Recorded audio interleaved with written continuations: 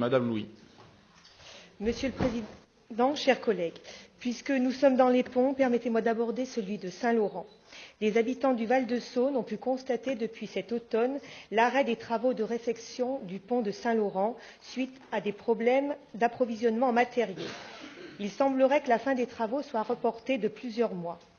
Les commerçants et usagers des deux rives de la Saône se retrouvent privés d'une artère historique qui les relie habituellement, entraînant des difficultés de circulation et un manque à gagner pour les acteurs économiques de la vie économique. Monsieur le Président, le Conseil départemental de l'Ain finance pour moitié les travaux de ce pont. Pourriez-vous intervenir en tant que président auprès de votre homologue de Saône-et-Loire pour que les travaux soient réalisés dans les délais impartis?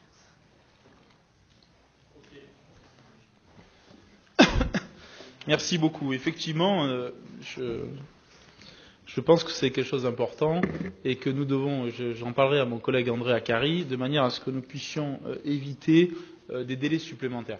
C'est pour ça que nous avons opté pour la solution sur le pont de Fleurville, qui est la solution d'utiliser le pont existant comme pont de substitution le temps des travaux, ce qui évite justement ces ruptures de charge et qui évite donc d'asphyxier l'économie locale. Donc ce qui est vrai pour le pont de Fleurville, bien entendu, est vrai aussi pour le pont Saint-Laurent, et ce que vous soulevez est à juste titre. Donc je crois simplement qu'il y a un retard qui a été pris en matière de délai de travaux et de délivraison de ces travaux. Alors je ne sais pas à quoi sont dus ces retards, mais effectivement je pense que c'est important qu'on puisse alerter, en tout cas je le ferai, notre collègue du Saône-et-Loire, de manière à ce qu'on n'en ait pas des conséquences économiques trop importantes. Voilà, je crois que globalement, et je le redis encore ici, j'ai eu l'occasion de le dire en bureau exécutif, mais je peux le dire aussi en plénière, je crois qu'il est très important que dans les travaux que nous envisageons, on ait le moins de ruptures de charge possible, ou le moins de désagréments possible. Bien sûr que ça cause des désagréments, mais il faut absolument qu'on ait envisagé toutes les solutions. Je vous prends un autre sujet d'actualité qui nous concerne, c'est la question de la traversée de Bellegarde, où nous avons demandé, donc ça aurait pu être une question aujourd'hui, mais nous avons demandé à l'autoroute des Monts Blancs, donc du Mont Blanc, de pouvoir voir si on avait la possibilité que